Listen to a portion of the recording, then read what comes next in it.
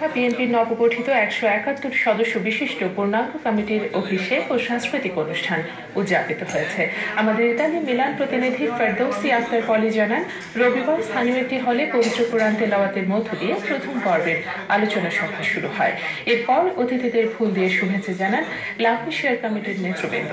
সংগঠনের সভাপতি মিজানুর রহমানের সভাপতিত্বে এবং সাধারণ সম্পাদক বদিউজ্জামান মাসুদ ও দপ্তর সম্পাদক রফিকুল ইসলামের যৌথ পরিচালনায় অনুষ্ঠানে প্রধান অতিথি হিসেবে উপস্থিত ছিলেন বিএনপির কেন্দ্রীয় আন্তর্জাতিক বিষয়ক সম্পাদক মাহিদুর রহমান এবং বিশেষ অতিথি হিসেবে উপস্থিত ছিলেন লাভেশিয়ার স্থানীয় মেয়র করেক্তো মোরেসি।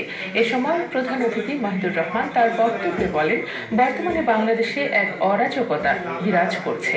বিএনপি সবসময় জনগণের পাশে ছিল এবং বর্তমানে দেশে গণতন্ত্র ফিরিয়ে আনতে সরকার পতনের আন্দোলনে দেশনেত্রী বেগম খালেদা জিয়ার হাতকে শক্তিশালী করতে লাভেশিয়া কমিটি গুরুত্বপূর্ণ ভূমিকা রাখবেন বলে তিনি আশাবাদ ব্যক্ত করেন।